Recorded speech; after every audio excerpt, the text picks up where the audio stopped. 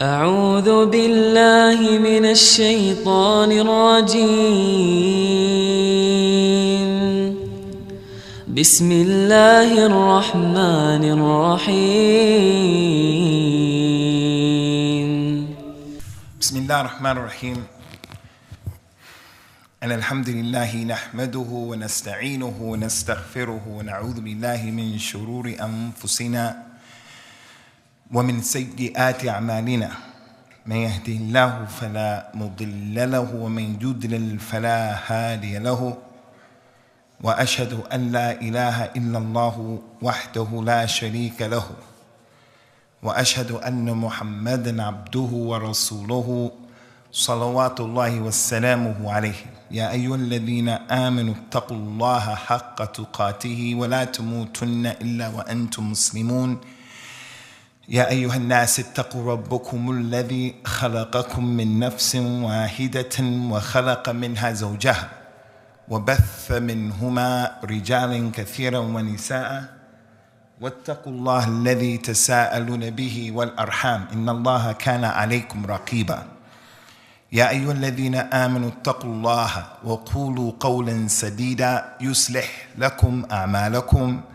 ويغفر لكم ذنوبكم ومن يطع الله ورسوله فقد فاز فوزا عظيما أما بعد فإن خير الكلام كلام الله وخير الهدى هدى رسول الله وشر الأمور محدثاتها وكل محدثة بدعة وكل بدعة ضلالة وكل ضلالة في النار. We begin today's lecture appropriately by mentioning what you just heard, and it's not new to most of you, and it's called khutbatul hajah, that the Nabi sallallahu alaihi wasallam used to teach his companions with the same emphasis that he would place on teaching them the Quran. Now that we're going to talk about one of the greatest ulama of the 20th century during our time in our era, the Shaykh Nasiruddin al-Albani, it's only appropriate to do all of khutbat al-hajah from the beginning to the end. It's not wajib to start a class off, or the khutbah of al-Eid or al-Jum'ah. It's not wajib to say khutbat al-hajah, but because the Nabi sallallahu alaihi wasallam used to say it many times, most of the times, it's appropriate. And it's also appropriate secondarily because we follow the Nabi sallallahu alaihi wasallam unconditionally. But we also follow the Imams of al-Islam. We take them as examples. And from those Imams is Muhammad Nasiruddin al-Albani, who wrote a book. He wrote a book explaining the benefits of khutbatul hajah, the meaning of khutbatul hajah, the importance of the da'wah of tawheed in khutbatul hajah, and al-ittiba and i'tisam, following the sunnah of the Nabi sallallahu alayhi wa ala alihi wasallam. So when I began khutbatul hajah, I didn't come here thinking to do the whole thing, but when I was studying in Al-Madinah in the mid-90s, in the mid-80s to the beginning of the 90s, the da'wah of as-Salafiyah by the efforts of Muhammad Nasir al-Albani was touching everybody all over the place. And even in this masjid, and almost every masjid that you go in. I gave a khutbah yesterday in a masjid in Derby. I've never been to that masjid before. Almost every masjid that you go to where the people are trying to have some concern for the sunnah, even if they don't claim a Salafiyah, but people are trying to have some concern for the sunnah, you're going to pray with people who are doing things in the salat that Al-Albani rahimahullah ta'ala had a lot to do with that knowledge and information being spread. That knowledge and that information, emphasis being put upon it. Only Allah subhanahu wa ta'ala, who knows all of the details of the hidden and the manifest. He knows how much Al-Albani has helped this ummah. Only Allah ta'ala knows. But anyone who has eyes to see, and he has some intellect and some ears, and he has fairness and justice, without going overboard for or against, anyone who has those faculties, he's going to acknowledge and recognize this man, rahimahullah ta'ala, had a lot to do with reviving the sunnah of the Nabi sallallahu alaihi wasallam.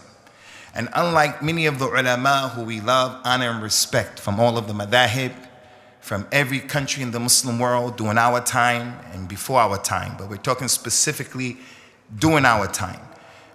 Those scholars, they have been described as, one of them is described as al-allama, the big scholar.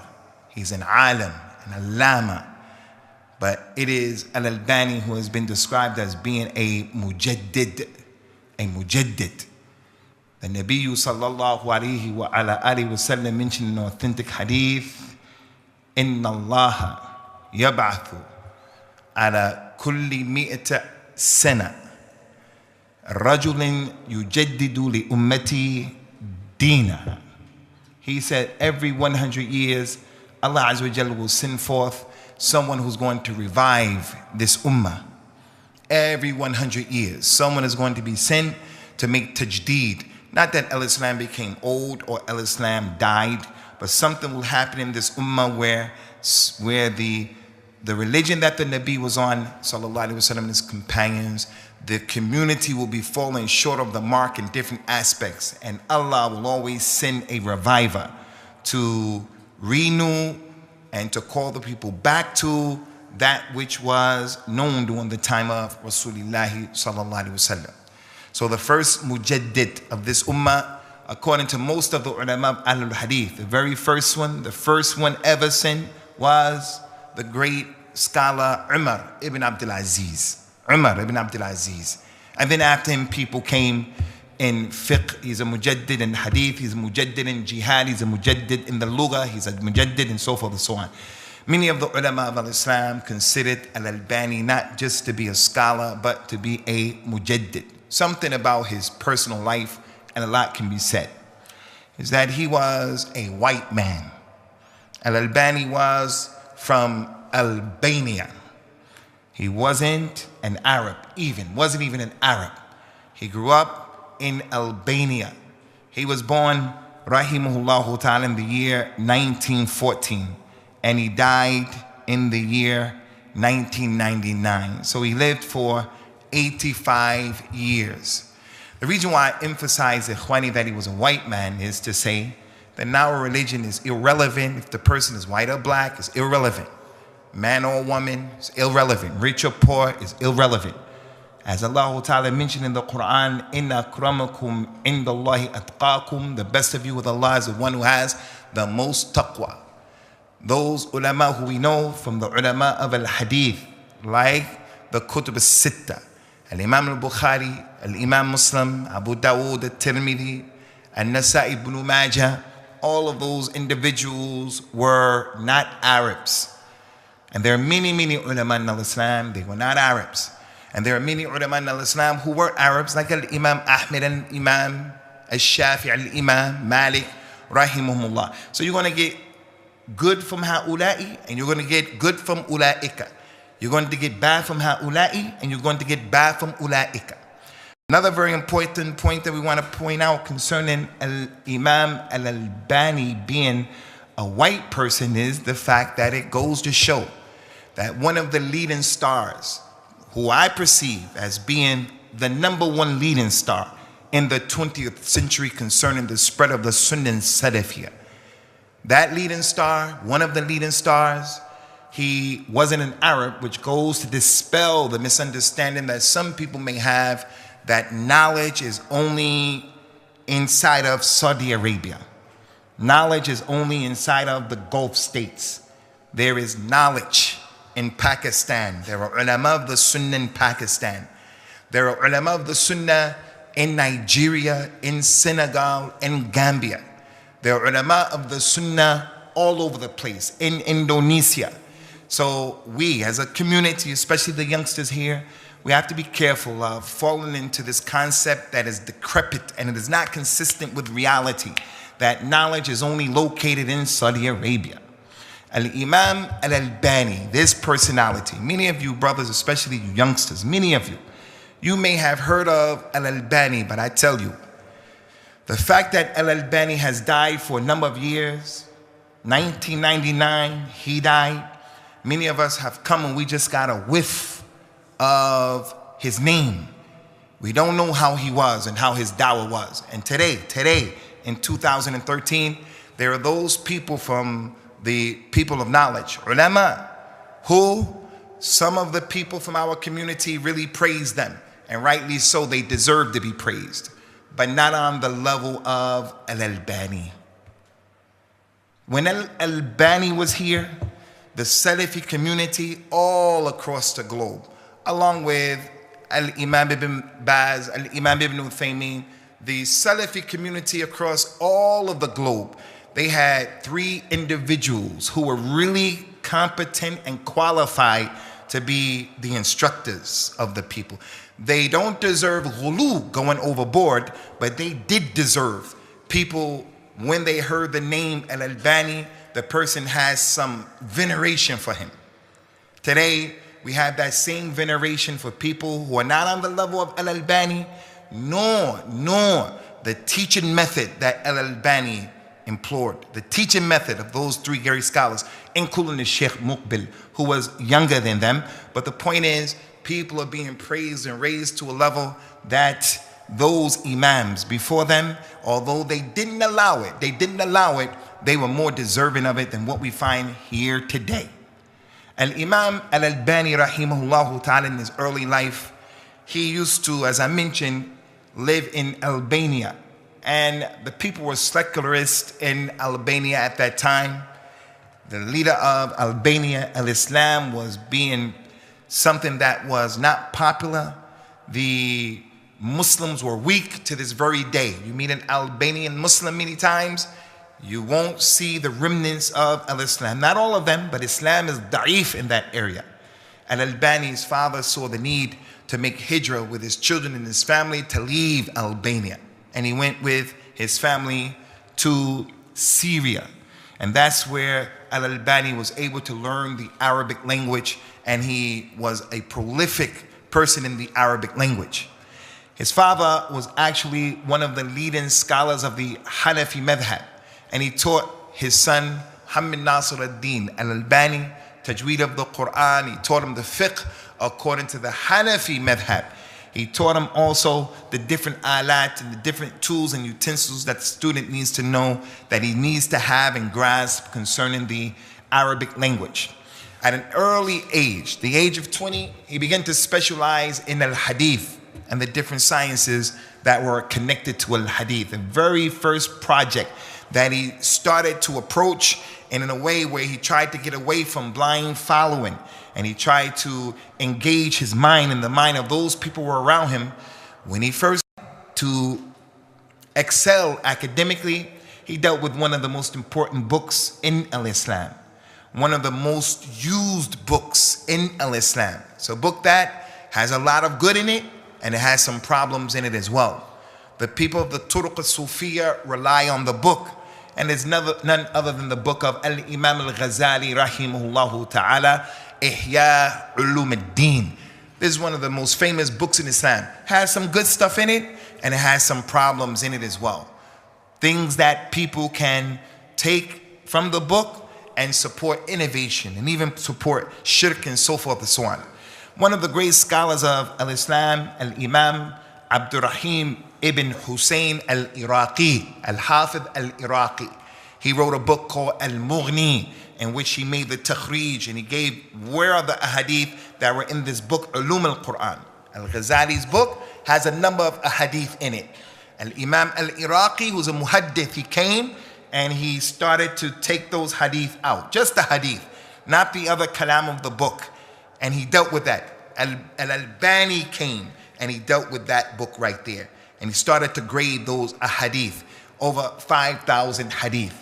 When he did that, rahimahullah ta'ala, was quite apparent, it was quite clear that Allah ta'ala blessed him with deep knowledge, deep insight, and a mail towards the knowledges of the hadith of the Nabi sallallahu alayhi wa ala alihi wa sallam.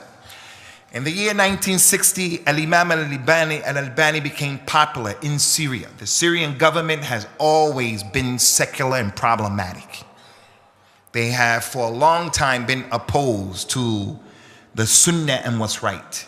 The stuff that you're seeing in Syria right now, for any Syrian and any Arab from the Arab world, people are not surprised. The son of the president before him, they're similar in the way that they deal with Muslims. In the 1960s, Al-Albani started to write and he became popular. The Syrian government became aware of him and they became afraid of him, as they were afraid with any cleric at that time who had something to say other than the clerics of innovation, kufr, and bid'ah. So they began to put Al-Imam Al-Albani under surveillance. He saw there was going to be a problem. He became more well-known. So the great eminent scholar Shaykh Ibn Baz, he was the vice president in the university there in Medina, Al-Jamiat Al-Islamiyah. When it first started, they realized and they recognized and they acknowledged the position of Al-Albani. So they brought him to Al-Medina, and he came to Al-Medina and he started to teach. And not only was he a teacher during that time when it first started, that blessed university, but he sat on the board of the other ulama and the directors who made the decision to bring Muslim youth from all over the world in order to spread the correct understanding of Al-Islam. They did not compel anybody. You came from Gambia, you came from Senegal, you came from Pakistan, you came from India. They did not compel you to get off of your madhab. But what they did in the subject of al-fiqh, they came up with a way of teaching what's known as comparative religion, comparative fiqh, where they would take those issues and give all of the positions of the madhahib and let you, the student, decide and determine which was the best position based upon the dalil. So Al-Imam Al-Albani had a lot to do with the way the university was at that particular time. When he was there in Al-Medina, something happened that is really important concerning the history of Al-Albani, because he's unique. He's unique when you look at his history and his dawah. When he went to Saudi Arabia, you know this myth of Al-Wahhabi. We mentioned many times we don't believe in this stuff, Al-Wahhabi, that Brawi say, the Obandis and these people, Sufis, Wahhabi. These people are calling to a Tawheed. Al-Imam Muhammad ibn Abdul Wahhab is not infallible, he's not ma'soom, and we don't blindly follow him. But he had a lot with eradicating shirk in the Arabian Peninsula.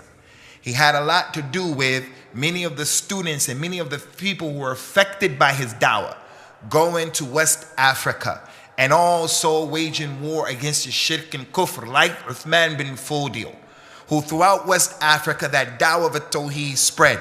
Al-Imam al-Shawkani in Yemen, that people were cursing the companions and doing all kind of stuff, worshiping graves and other than that. Al-Imam Muhammad ibn Ali al-Shawkani was affected by him. Scholars who came from Algeria, from Libya, these people, they were impacted and affected. From India, they were affected. Muhammad Sadiq Hassan Khan, affected by Muhammad ibn Abdul Wahhab. The point is, when Al-Albani arrived in Arabia, he criticized some of the positions and opinions of the so-called Wahhabis. And that's a myth. There's no thing called Wahhabism. But those ulama who were in Arabia, some of them were staunch on certain positions. Even Al-Imam al-Shawkani from Yemen, he used to write letters to some of the followers of Muhammad ibn Abdul Wahhab, and he used to tell them, it is not acceptable for you to make blanket takfir against any and every Muslim who worships a grave. Maybe he's worshiping the grave without knowledge. So sometimes because of the fervor to spread a tawheed, some of them were quick to brand some people excommunicated from al-Islam. Al-Imam al-Shawkani made inkar on this, rightly so. Al-Albani did the same thing. When he went to Arabia, he saw some of the positions in his opinion were not supported by the strong dalil, but some of the ulama were taking the position of the madhab. Now, this masjid right here is a masjid Jam'iyyat Ahlul Hadith. Ahlul Hadith are all over the world. They're in this country. Some of our imams and some of these masajid of Ahlul Hadith, they are strong like that. There are some positions that you'll find the imam from Pakistan taking, like reciting behind the imam, Surah Al-Fatiha. It's an issue of ikhtilaf. Whoever says you have to recite Al-Fatiha behind the imam, he has dalil. Whoever says you don't have to recite the Quran, the Fatiha behind the imam, he has dalil. But the one who says this is what al-hadith are known for, and that's why not like that. You have to take and look at both sides and then take the position that you're convinced is the strongest one. If the person looked at the dalil and he said reciting al-Fatiha behind the imam is the strongest position in my opinion, and he doesn't get upset with the other opinion, then that's not blameworthy. But Al-Albani was against that type of taqleed and that type of being very stern and with no flexibility. When he did that, he started getting problems from some of the scholars and some of the people in Arabia. One of the things that he did was, as most of you know, in Arabia, better than most Muslim countries is the way their women dress. Not only the way their women dress, but the position that their women have in society is better than Libya. And there are men in Libya who are taking care of their women. It's better than Pakistan. And there are Pakistanis who take care of their women. I'm talking about in society in general. The Gulf states, the Muslim women in the Gulf state, the Europeans, Westerners want to say that they are oppressed. Those people to this day, it appears that their women are in a better condition than most women from this ummah. Al-Albani disagreed with the thing about the niqab. He said, I don't think that it's wajib. And he wasn't quiet about it. He wrote books about it. And he used to challenge people to come. You don't have to take my position, but let us discuss the issue based upon dalil. He wasn't a yes man. He wasn't afraid of people. And that's one of the characteristics that everybody would acknowledge about Muhammad Nasiruddin al-Albani. He did not care who you were, with respect, not with arrogance. He didn't care how much money you had. He didn't care what level you were. He dealt with people properly, but he didn't hide his opinion. Whatever he thought was the truth, that's what he put out in public domain. When he did that concerning some fifth issues, he started to have some problems with some of the people there. And it ultimately led to him not renewing his contract in the university, and he left Al-Medina and he went back to Syria. When he went back to Syria, he was arrested, as a number of people were arrested. He was arrested. Some time went by, he got out of the prison, and Imam ibn Baz, rahimahullah, again got involved and brought Al-Imam al-Albani back to Saudi Arabia, where he began to work in Mecca. And he was working in the institution of Sharia, and again his knowledge began to spread all over the place once again, but he was not without his enemies. He was not without his enemies. Unfortunately, there were people who had jealousy against Al-Imam al-Albani, because that's just what's going to happen. If a person has something that Allah Ta'ala has given him in the way of a ni'mah, there's going to be other people who are not happy with that particular issue. So he had a number of people who were against him, and once again, he left. Al-Albani went back to Arabia to perform Umrah, and to meet the people that he knew in 1998. And we were studying at that time. We had heard about him. Every week at that time, there were some tapes that were coming. For those of you who don't know, he had a student by the name of Abu Layla. Abu Layla, he started taping all of the sit-ins with Al-Albani. If people came to visit him, he would tape it and you can hear the discussion. If someone came to debate him, he would tape it and you can hear the debate. If Al-Albani went to someone's house to eat, or someone came to one of his students' house, the students got together, there was a wedding, he would tape that. And from those tapes, the world started to become exposed to him. Every 2 or 3 days, you would get 3 or 4 tapes coming to Medina. The students were waiting for those tapes as if they were something that was precious. We got to hear the names and the voices of his students. We got to see how he was discussing and dealing with all kinds of people. His debates with takfiri people. His debates with people from Hizb Tahrir. All kinds of issues.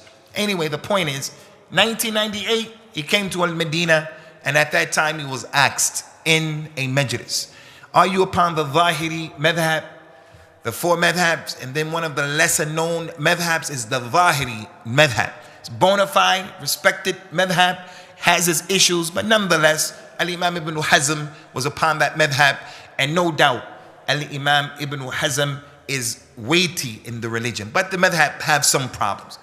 Some people said that Al-Albani affirmed and said yes, that he was from that madhab, on that madhab, which is a controversial madhab, but it's not true.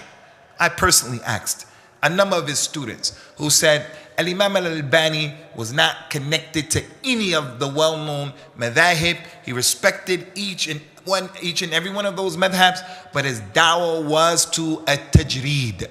At-tajreed, lid-dalil.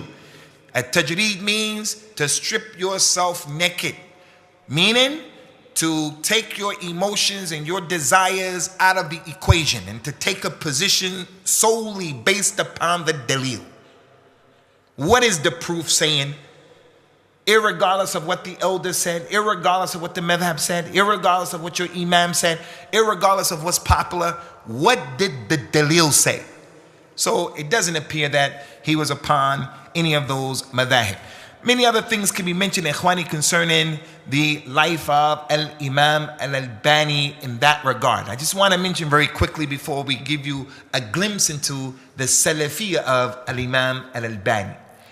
The ulama of this century who are worth something, qualified, competent, those ulama had words of praise for Al-Imam Al-Albani. And as we mentioned, Al-Imam Al-Shafi'i rahimahullah ta'ala, he said, pleasing all of the people is something that is impossible. There's no one who's going to please all of the people.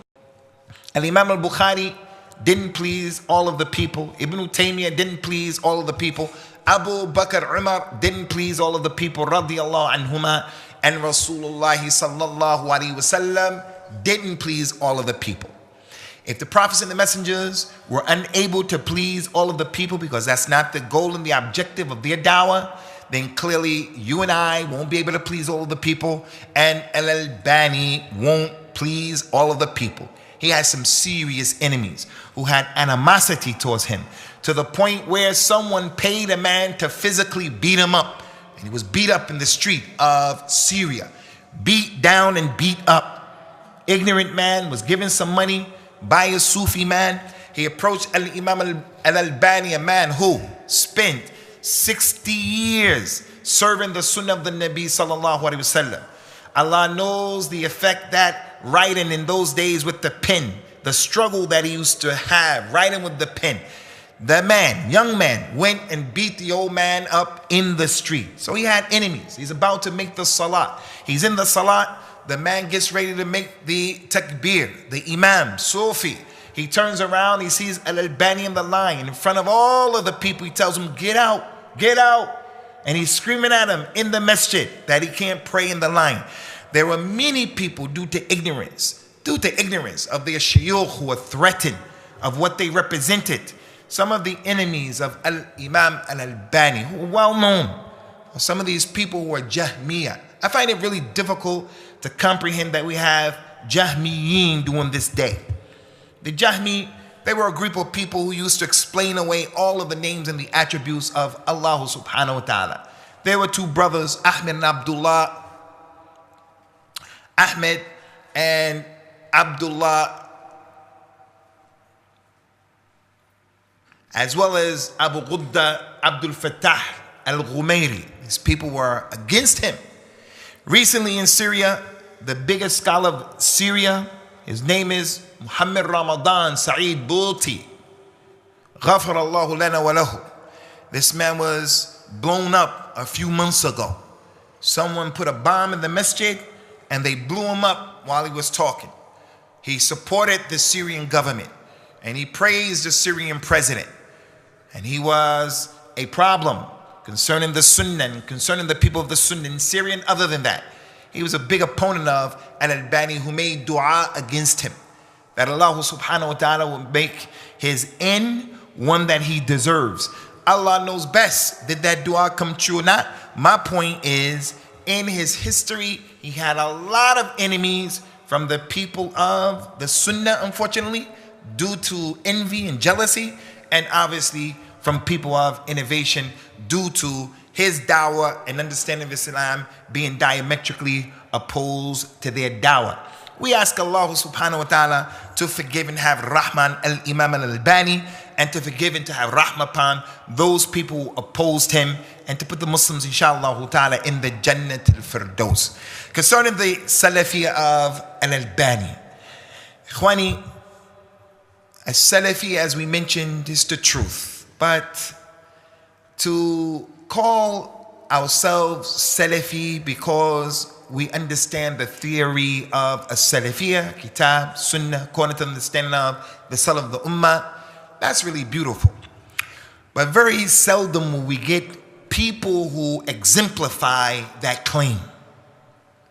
Do we see walking examples amongst us who show the rahmah that the Prophet ﷺ had for people who were ignorant, people who made mistakes, in the way that we deal with each other?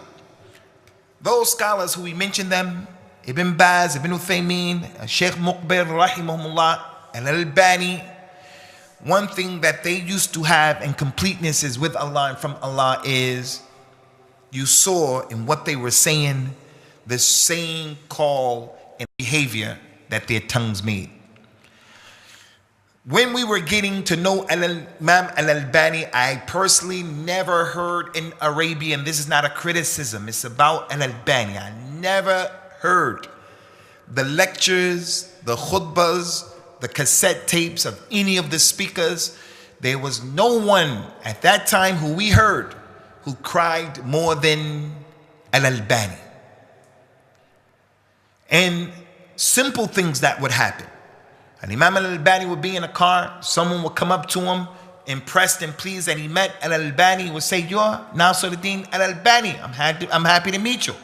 Al-Albani would cry just like that and say, it is worthy of the individual to beware of being happy when people point to him and recognize him. Stories that are well known from his students and people who dealt with him.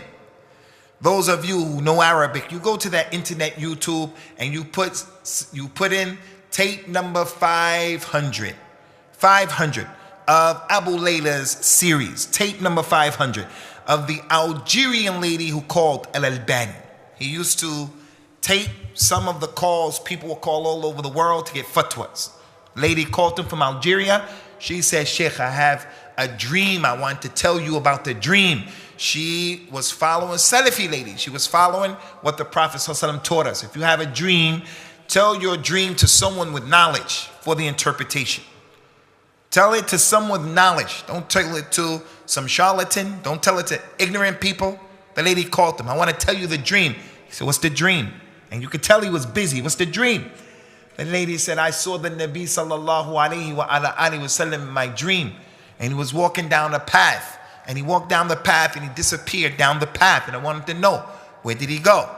So my friend in the dream, a lady was on the balcony. She called out to me and said, "Who was that Shaykh?" She said, "When the Prophet walked down the path, there was a man, a Shaykh, walking behind him looking for him." My friend from the balcony said, "Who was that Shaykh following Rasulullah sallallahu alaihi wasallam?" The lady said, "Shaykh, you were that Shaykh." I told my friend, "That's Muhammad Nasiruddin al-Albani. It was just a dream." The lady said, and then after that, you can hear on the recording, Al-Imam al-Albani started crying profusively. He couldn't stop crying. Wallahi, ikhwani, when we heard that, and we used to sit together and we used to listen to the different lectures, he would be talking about anything. It could be anything. A debate, a discussion, a dinner, anything. Here's a lady calling about a dream. When he broke down and he started crying like that, everybody was impacted by that. We don't find that anymore. Now when people cry, some people are suspicious. Some people. You know, there are some people, they cry, they make themselves cry. There's a thing in Islam where the Prophet said, when you read the Quran, try to make yourself cry if you don't cry. Someone may be giving a talk and he starts crying. I know someone who told some people, "I can teach you how to cry when you're giving the talk." Some people, they're suspicious when you hear the crying of al-Albani. Allah knows best.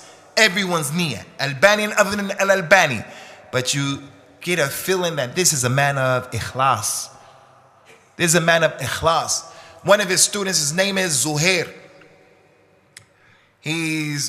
Or Samir al-Zuhairi.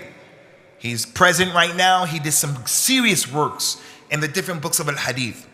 He said that he knew a man who was an enemy of al-Albani, vehemently opposed to him, nasty. He was swearing and cursing about al-Albani. The Shaykh Sami, who's a student, said, look, do you know the Shaykh? He said, I don't know him. He said, well, the Shaykh is beyond and higher than being spoken about like this by you, and you don't even know him. But I'm going to have a dinner. You can come and you can meet the Shaykh. He said that he invited a number of students of knowledge that came to the dinner, and he never told the Shaykh about that man's presence in the dinner. He said that the man overwhelmed the assembly by talking, and he was very aggressive. He was known as being aggressive, overwhelming, overpowering in the way that he put his point across. He said that he and Albani started to discuss, and the man was rough and tough. But the man found that Albani was easy. The owner of the house, the host, Shaykh Samir, he said, I became embarrassed and angry the way he was dealing with the Shaykh who was my guest. He said that the Shaykh said to me, don't worry, take it easy. So they begin to discuss. The man who was rough and tough and opposed to Al-Albani saw he couldn't deal with his dalil, and he couldn't deal with his adab, with the way he behaved. At the end of the discussion, the man said to Al-Albani, Alhamdulillah, I met you after you changed. Because what I heard was you never accept the truth, and you're a person who's stubborn. And Al-Albani said, I didn't change. Here's a man who's been with me for 20 years. Ask him, I am who I am. You ever met me before to say that I changed? The man said, no. He said, I never changed. He said, but I ask you by Allah to forgive me if I've hurt you in any way. And he started crying in front of the people. The man started crying. That man became Salafi as a result of that, and he became from the students of Al-Imam Al-Albani, who were well known during this time. So from his Salafiyya, Ikhwani, is that the man had an easy heart. Rahimahu, anyone who listens to those tapes, the young boy would call Al-Imam Al-Albani and say, Shaykh, I'm young, I just started practicing, and I hear that you hang up the phone on people. Don't hang up the phone on me. The Shaykh started laughing and said, Wallahi, I won't hang up the phone on you. And he started discussing, and the boy was not understanding. He wasn't understanding. The Shaykh was trying to talk to him, and he wasn't understanding the points. But the Shaykh was just gentle and easy with him. The tape is famous. Over 1 hour, he indulged the boy. That's how he was with the people. Rahimahullah ta'ala. And Al-Albani's love for the Sunnah and his hatred for innovation. His love for the Sunnah and his hatred for innovation. When he was living in Saudi Arabia, he was driving on the highway in Jeddah. One of the things that people know about him is that he drives his car very, very fast. People used to complain to him about it, criticize him and advise him, don't drive your car like that. He was a fast driver. And they used to tell him, don't drive your car like that. He had an accident, his car tipped over, could have died. In Saudi Arabia, more people died in car accidents than anything else. When the people came to help him, he didn't die. They were saying something that's a famous statement of the Arabs. If something happens that's bad, the Arabs say, Ya Satir, Ya Satir, which means, oh Allah, Ya Satir. Allah Azza wa Jalla, He covers up. May Allah cover you up from being harmed. May Allah protect you. If the lady sees her child about to grab the boiling water, the mother will say, Ya Satir, to stop the child, like it's istighada with Allah. Ya Allah. So when they came up to the Shaykh, he's upside down in an accident. When they came to see what was happening, Shaykh Muhammad Nasir al-Din al-Albani told the people, don't say Ya Satir, Ya Satir. Say Ya Satir. Satir is not a name of Allah. Allah is a Satir. Then he told him the hadith of the Nabi Sallallahu Alaihi Wasallam, and he's upside down in a car that could have killed him. Bi'idhnillah, he told him the hadith that the Nabi told the people Sallallahu Alaihi Wasallam, Inna Allah satir wa yuhibbu satr. فَإِذَا اِغْتَسَلَ أَحَدَكُمْ فَلْيَسْتَتِرْ. Allah Ta'ala is satir, not satir. Satir. He loves it when you conceal the faults of people. He loves it when you conceal your own aura. He loves it when you conceal your issues, your mashakil, whatever. Satir, not satir. So if one of you takes a ghusl, then cover up yourselves and don't walk around naked. The point here is, in a situation like that, who's going to be teaching hadith and the person is almost dying? I saw a YouTube clip the other day about some imam in Tunis. It's one of those reality programs, I guess, where they play jokes and practical jokes on people. He was an imam, and they were interviewing him, supposedly interviewing him, and the people in the studio made the earthquake come. It wasn't a real earthquake. They started making the shake, the desk shake, and things started falling. And this guy was in on the joke. He had a beard. He looked like a proper shaykh. He didn't panic. He started making the dhikr of Allah. If you put this in the YouTube, Tunis Imam and earthquake. He didn't panic. If that was really an earthquake, the way he acted at that time, it would have been praiseworthy. Because most people will lose their brain and go crazy. He started making the dhikr of Allah Azza wa Jal. People of Iman and Allahu Ta'ala, people of knowledge, people of taqwa, they're the ones in moments like that, their reality comes out. He has a problem. He doesn't resort to losing his mind. It doesn't result to becoming emotional. And Al-Bani, that was his case, rahimahullah ta'ala. His love for the sunnah, Al-Imam Al-Albani. You said it in the khutbah. The man said a hadith of the Nabi sallallahu alaihi wasallam talking about the condition of the believers. He said, sallallahu alaihi wasallam, that the believers are like a solid cemented structure. They solidify each other. And then he put his fingers like that to show that we have to support each other, help each other, love each other, accommodate one another. It's not he's over there and I'm over there. Tremendous hadith. The man in the khutbah, he mentioned that hadith. The example of the believers is like a solid cemented structure. The bricks intertwine and they solidify and help one another. And then the Nabi put his fingers like this to show the people. But the narrator of the hadith added on a word that the Nabi didn't say in the khutbah, sallallahu alaihi wasallam. After the khutbah, Al-Imam Al-Albani got up and he mentioned, no, this is not correct. And he started in a nice way telling the people what the right hadith, the wording of the hadith was. When you'll find many people in a situation like that, finding every excuse not to talk. And those examples, ikhwani, are many. Like the issue of standing up for people who come in. When Al-Albani was in Saudi Arabia, from the practice of the Saudi Arabian society is anyone of prominence, if they come in, everyone has to stand up. And if you don't stand up, people are going to get upset with you. It's a sign of disrespect not to stand up. That's not only in Arabia, that's in most cultures. And it's something that came to the Muslims from the A'ajim, the non-Arabs and the non-Muslims. So there are some hadith where the Prophet told us, don't stand up for people. He said, anyone who wants people to stand up for him, let him prepare his place in the hellfire. Authentic hadith in the Adab al-Mufrad of Al-Imam al-Bukhari.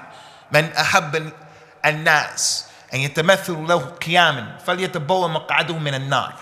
Anyone who expects and wants people to stand up for him, he wants it, gets upset if you don't. The Prophet said, let him prepare his place in the hellfire. Abdullah ibn Abbas said, when the Prophet would come in, sallallahu alaihi wasallam, we would not stand up for him because we knew that he hated it. So the companions didn't stand up for anyone. This is what the Romans did. This is what the Persians did. And Al-Bani used to take issues like that and used to spread them out to the people and let the people know about them. In Arabia, wherever he was, the prince comes in, the king comes in, the scholar comes in, the rich person comes in, the people stand up. He didn't stand up. He didn't stand up. When it came to his turn, they shook hands, whatever. If the person wanted to know and they gave him the opportunity to speak, he explained it without apologizing. Now, of course, he didn't do it in a way which was abrasive. He didn't do it in a way in which it turned people away from him. He gave the people the opportunity to ask. And once they asked and he opened his mouth, you're going to listen to the way he talks. You're going to listen to the way he puts his dawah across. That's the Salafi of Al-Albani. Those of you, you have to go to the janazah of your relative. Should you go? Should you not go? You have to determine that. You have to go to the nikah of your relative. Should you go? Should you not go? You have to determine that. If you decide to go, validate your presence and give dawah in a nice way. Don't make the dawah come across in a nasty way. Do you know how many people hated Al-Albani because of the Salafi people? They don't know the man. A Salafiyya was in France in the 90s. The prominent scholar of a Salafiyya in France, Al-Albani.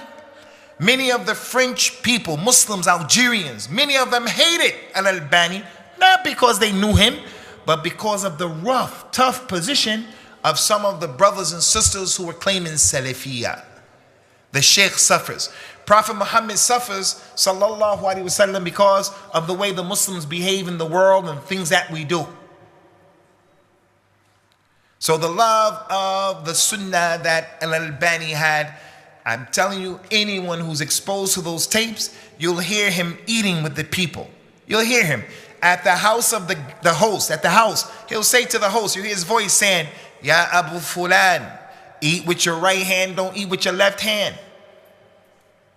All the time, he's talking to the people and explaining things of sunnah. Now, there's someone who may say, in Syria, the people are being killed. In Egypt, the people are being killed. And Al-Albani is talking about the right hand, left hand.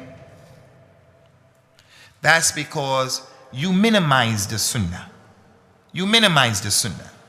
And Al-Albani, he makes the sunnah really important. And those little sunnahs that you're seeing as being insignificant, if you can't acknowledge those, how are you going to acknowledge the things that are bigger and more important? Like the sunnah of putting emphasis on a tawheed, like the sunnah of practicing the religion the way that the companions practice it, radiyallahu anhum. Like the sunnah of all of those other aspects of al-Islam. So his love for the sunnah was well known. Another issue, ikhwani, is the generosity of Al-Albani. Al-Albani came from a poor home in Albania. And as he grew up, his father made watches, and he made watches after his father. He did some carpentry in between there, but he was miskeen. But as he started to write, he started to make some money. He won the King Faisal Award, and he received quite a large sum of money. But his books were some of the most wanted and sought after books in the marketplace. So he began to make some money. Al-Albani didn't keep that money. He wasn't a stingy person. Just like Al-Imam Ibn Baz, who we saw with our own eyes. The African man come up to him and he needed some help. He's a student of knowledge. He wanted to get back to his country. And he said something in the ear of the Shaykh without looking at, because he can't see the money, just goes in his pocket, give the boy all of the money that he had. That's how those ulama were. Al-Albani became sick. The lady came to him in the hospital. At that time, he's sick. He's going to die. The lady said, I owe the bank 9,000 dinar. I took a loan, and now the loan is killing me, and the interest of the loan is killing me. Can I borrow from you some money? The Shaykh sent one of his students, Muhammad al-Khatib, go find out the reality of her story. He found out that the reality was as she said. Al-Albani gave the lady 7,000 dinar, 7,000 dinar as a loan. The lady came back to the hospital with her children to thank him. She was happy. He gave her 1,000 dinar and told the lady, this is in addition, it's just for you, a hadiyah. When she left, he said to the students who were there, he said, I wish that Allahu Ta'ala would make me a millionaire so that I can save 100 women like this from the riba of the banks. So his generosity and the examples of his students. The student who comes to him in his mektaba, he used to need people to write for him because he got old. So this student will come and he will write for him a few days, and he brought with him a book. Al-Albani said, let me see the book that you have. The student is nervous. Is he going to look at the book and criticize me for having this book and so forth and so on? He took the book and he went inside and left the man in his library. He came out sometime later in the day. He was still in his library. He gave him back the book. The man left. He found in the book 1,000 dinar. And those examples that his students mentioned about him are many, many for the students as well as for those individuals who just came to him in need. He was an individual who was generous. The ibadah of Al-Imam Al-Albani. Al-Albani performed 35 Hajj in Al-Islam. 35 in Al-Islam. His students said that he used to make Qiyam al-Layl, and they would stay with him just to make Qiyam al-Layl. In the Qiyam al-Layl, he would do it different ways. Sometimes in the Qiyam al-Layl, he would make Salat and he would make Ruku' for 20 minutes. He would make Sajda for 20 minutes. He would make the Qiyam and recitation for 45 minutes to an hour, because that was the Sunnah. Sometimes he wouldn't do it that long. Sometimes it would just be normal and anyone can handle it. Sometimes it would be very long. One of his students in the process would want him to slow down, so the student would come to him while they're waiting. After the Salat, 2 rakats, he's making dhikr, which is the Sunnah. Before you do the rest of the prayers, the student, he wants a reprieve. So what he does, he thinks he's smart. He comes to ask the Imam about an issue. And Imam Al-Albani said, now is not the time for knowledge. Now is the time for ibadah. And then they get up and they make those prayers. Many people cannot continue that with him. The point, wani, is the man was, rahimahullahu ta'ala, the embodiment of being an imam yuqtada bihi, a person who can be followed. So his love for the sunnah, spread of the sunnah, his application of the sunnah, his call to the sunnah, his, rahimahullahu ta'ala, hatred for innovation. He used to say, I sometimes wish, he was teaching the people one of the hadith of the Nabi sallallahu alaihi wasallam, that he said, A'mar ummati ma bayna sittin wa sab'een wa qalilu man yujawazu dhalika. The age of my ummah, the Prophet said, is that the majority of the people will live between 60 and 70 years old, 60 and 70. And the minority of them will pass 70.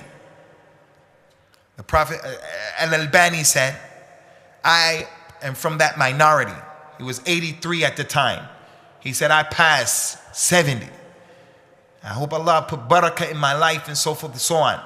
He said, but because of much of the innovation that I see in the ummah that has been taken as the sunnah, the shirk in the ummah that has been taken as tawheed, sometimes I wish that I would die.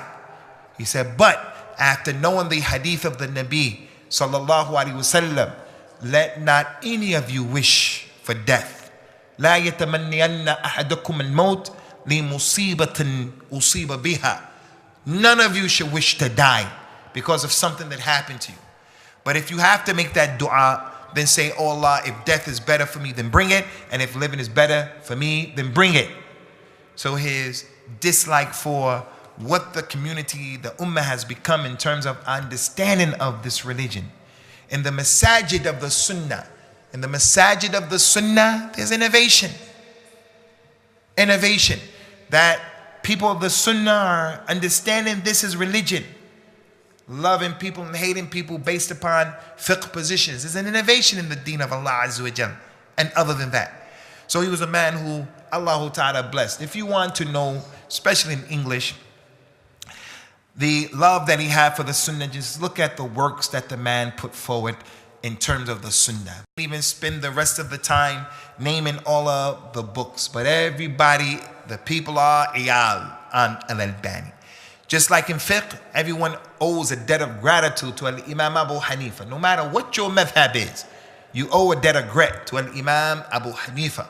Al-Imam Al-Albani, if you're trying to worship Allah today based upon the sunnah, you're trying to learn your religion based upon the kitab and the sunnah, you're going to have a level of debt to him. Took care of the 6 books of hadith, the most important books. He took care of them. Mukhtasar of Sahih Bukhari and Muslim. He made Sahih, Abu Dawood, Da'if. All of those books, Sahih, Da'if. At-Targhib wa Tarhib by Ibn al-Munzir, important book. Took care of that. Riyadh al-Salihin. All of those books of hadith. Irwal al-Ghalil. You want to know how to make Umrah, you want to know how to make Hajj, you want to know how to make Salah according to the Sunnah, as if you saw the Nabi. Al-Albani brought that stuff. The book Fiqh al-Sunnah, a well-read book, well-known, comparative fiqh, all of those issues. And he came up with a project, a mashru'. He called it taqreeb as-sunnah bayna aydi al-ummah, bringing the sunnah close to the hands of the ummah. Bringing the sunnah. There are a lot of things in the sunnah that are out there. We can't grab it. How did the Prophet pray? I'm going to learn from my madhab. I told you many times when I became a Muslim, we had to learn from some of our brothers from the Hanafi madhab, from Jamaat al-Tabligh, and other than that. We used to do what they told us to do, and it was difficult what they were telling us to do. And it wasn't even based upon proofs that we can reference those things back. And that's the religion and the salah of many people. That's the hajj of many people. That's the hijab of many people. Al-Imam al-Albani came up 60 years ago with a project. I'm going to bring the sunnah and make it mutanawila, put it in the hands of the average person of the sunnah. So he writes a book about the hijab of the Muslim girl. So he took care of, just in a simple way, letting this ummah know about the aqidah of al-Islam. Aqidah, al-Aqidah Tahawiyah. That book of aqidah, al-Albani took that book and he brought the ahadith, the takhrij and the hukum of the hadith, the ruling and the explanation of that tremendously beneficial and important book. Kitabul Iman, Ibn Abi Shayba, Al-Imam Al-Albani brought that. Kitabul Iman by Ibn Taymiyyah, Kitabul Ilm, all of those books. Wallahi, ikhwani, the love that the people had for Al-Albani, as I mentioned, without any ghulu. Ghulu is not okay for anyone. But if a person had a library, my brother Yusuf is a student in Al-Medina, Anik is going to go to be a student. Liban is a student there in Al-Medina. That brother Adil is a student in Riyadh. You start developing your library. You start developing. Books can go in different parts of your library. One book can go in different parts of your life. Some books clearly go in the hadith section. Some clearly go in the fiqh section. Some can go here or there. And then there's a section you don't know where to put the book sometimes. So you have a section where the books I don't know where to put them at. So I have a section, these are the books I don't know where to put them at. If you made for yourself a corner in your library, the books of Al-Albani, irregardless of what the subject is, the corner of Rukn Al-Albani, Al-Albani corner, you wouldn't have done an injustice. You wouldn't have done an injustice. Al-Albani did not allow people to kiss his hand, to kiss his head, out of respect. He used to push people away. And being Albanian, he was strong. He wasn't out of shape. He was old. He used to push him away. Some of the students, with love for the sunnah, here's a hand. You making a fist, man? Which one are you going to do? Here's a hand that wrote the sunnah for 60 years. 60 years. And that student is a student of the sunnah and hadith. He doesn't want to go overboard. He wants to kiss the hand. And Al-Albani is pulling away. Just as much as he wants to pull it away, that student is saying it deserves to be kissed. It's the hand that wrote the sunnah. That's how those students used to be with Al-Imam Al-Albani. He used to fight them. Now, we have situations where the Shaykh, if you don't do that with him, he's upset with you. If you don't take his position, he's upset with you. He's upset with you. He warns, you better take my position, I'm going to do this to you. No. Al-Imam Ibn Baz, Al-Imam Ibn Uthaymeen, Al-Imam Al-Albani, Al-Imam Al-Shaykh Muqbil, these people were not like that. They were murabbiyun. They used to give tarbiyah to the people, to the kitab and the sunnah, without any taqleed al-a'ma and without any taqdees of the ashkhas. The shuyukh who we're hearing their names today being put up there like that, they don't deserve that. They deserve respect, but we didn't find Al-Albani and those people being looked at, and they deserved it. They didn't allow that, and that was something that's being called to. We're going to stop here, ikhwani. Go to the internet and Google and put in the internet the last will and testament of Al-Albani, and look what that man wrote 2 weeks before his death, what he wanted the people to do when he died. And you'll see a man of the sunnah 2 weeks before he died. Just look at the sunnah and the hadith and the clarity and the love and the rahmah that he had for his children and the people and his students. And Imam had a library that will fill this masjid up. He could have given that library to any of his students. He didn't give it to his students. Maybe they're going to be upset with each other. He didn't give it to me. Who's going to give it to? What did he do? He gave that library. He didn't give it to his children. They would benefit. He didn't give it to them. He gave it to the University of Medina because the university benefited him. Just look at his last will and testament. We ask Allahu Ta'ala with his Ism al-A'zam to establish Al-Imam Al-Albani upon the Kitab, to have rahmah on Al-Imam Al-Albani, and to forgive him for any of the indiscretion, the mistakes that he made, and that he puts him in the Jannat al-Firdaus. And for your information, Al-Albani, he came to this masjid. He went to Spain and he came to the UK. 30 years ago or something like this, when this masjid first started, he was sent here by Shaykh ibn Baz. So this masjid has a history of having qualified and bona fide ulama who have come, and al-kamal is only for Allah subhanahu wa ta'ala. Subhanakallahumma wa bihamdika wa ashhadu an la ilaha illa ant astaghfiruka wa atubu ilayk. Assalamu alaikum wa rahmatullahi wa barakatuh. أعوذ بالله من الشيطان الرجيم بسم الله الرحمن الرحيم